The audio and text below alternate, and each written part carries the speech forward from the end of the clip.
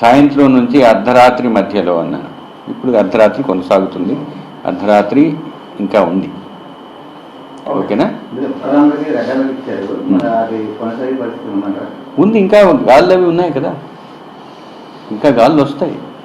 ఇప్పుడు ఆల్రెడీ చెప్పాను, ఉత్తరాంధ్రలో పశ్చిమ గోదావరి జిల్లా ఉంది, ఆల్రెడీ అక్కడ చెట్లు పడుతున్నాయి. మరి అది ఉత్తరాంధ్రే కదా. తర్వాత కోనసీమలో కొన్ని చోట్ల పడ్డాయి. అది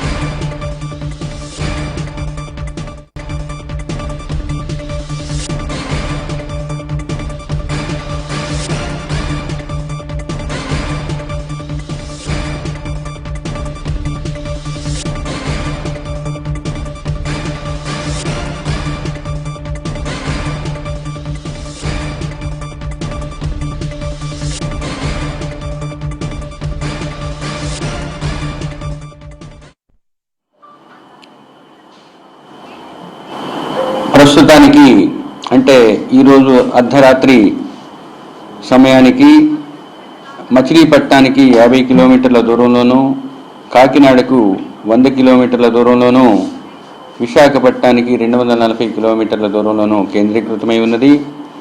దీని యొక్క ల్యాండ్ ఫాల్ ప్రాసెస్ కొన్ని గంటల క్రితం మొదలైంది. ఈ ప్రాసెస్ ఇంకొన్ని గంటలు కొనసాగే అవకాశం ఉన్నది. దీని ప్రకారంగా ఈ వ్యవస్థ కొంచెం వాయువ్య దిశలో పయనించి కాకినాడకు దక్షిణంగా కోస్తా తీరాన్ని తాకే అవకాశం ఉంది. తీరాన్ని తాకే సమయంలో గాలుల యొక్క వేగం 90 నుంచి 100 కిలోమీటర్ల వరకు ఉండే అవకాశం ఉన్నది. తుఫాను తీరాన్ని తాకిన తరువాత కూడా 6 గంటల వరకు దాని యొక్క ఉధృతి తుఫానుగానే ఉండే అవకాశం ఉన్నందువల్ల ఇంటీరియర్ ప్లేసెస్ అంటే అంతర్గత జిల్లాలలో వర్షపాతం ఈరోజు అనగా 29వ తేదీన అత్యధిక ప్రాంతాల్లో తేలికపాటి నుంచి మోస్తరు వర్షాలు, కొన్ని ప్రాంతాల్లో భారీ నుంచి అతి భారీ, 1-2 ప్రాంతాలలో అత్యంత భారీ వర్షాలు పడే అవకాశం ఉంది. ఇక రెండవ రోజు అంటే 30వ తేదీన తేలికపాటి నుంచి మోస్తరు వర్షాలు పలు ప్రాంతాల్లో పడుతూ 1-2 చోట్ల భారీ వర్షపాతం నమోదయ్యే అవకాశం ఉంది. కాకినాడ ప్రాంతంలో పోర్ట్లో 10వ నంబరు ప్రమాద హెచ్చరిక కొనసాగుతుంది. తుఫాను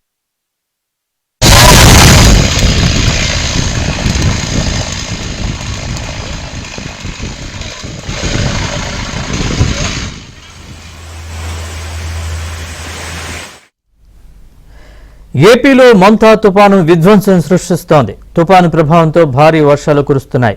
ఏపీలో 20 సెంటీమీటర్ల కంటే ఎక్కువ వర్షపాతం నమోదైంది. కావలిలో అత్యధికంగా 22 సెంటీమీటర్ల వర్షం కురిసింది. సింగరాయకొండలో 18.7, దగదర్తిలో 18.2 సెంటీమీటర్ల వర్షపాతం నమోదైంది. ఉలవపాడులో 17, కందుకూరులో 16.7, కొడవలూరులో 15, కలిగిరిలో 14.2, సంతనూతలపాడులో 14, లింగసముద్రంలో 13.7, ఒంగోలులో 12.7 సెంటీమీటర్ల వర్షపాతం నమోదైంది.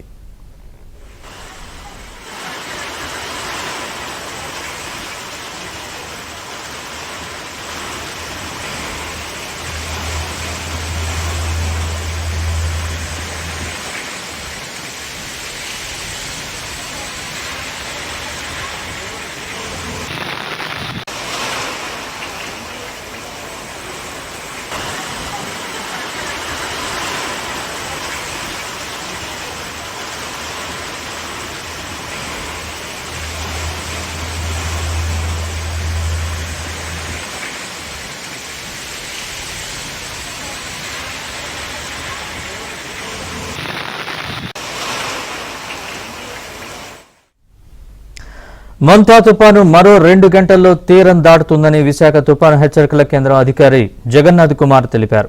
తీరం దాటాక 6 గంటల పాటు మొంతా తుపాను ప్రభావం ఉంటుందని స్పష్టం చేశారు. పలు జిల్లాల్లో భారీ వర్షాలు, ఈదురుగాలులు వీచే అవకాశం ఉందన్నారు. మత్స్యకారులు 2 రోజులు వేటకు వెళ్లొద్దని సూచించారు. కాకినాడ పోర్టులో 10వ నెంబర్ హెచ్చరిక కొనసాగిస్తున్నట్లు చెప్పారు.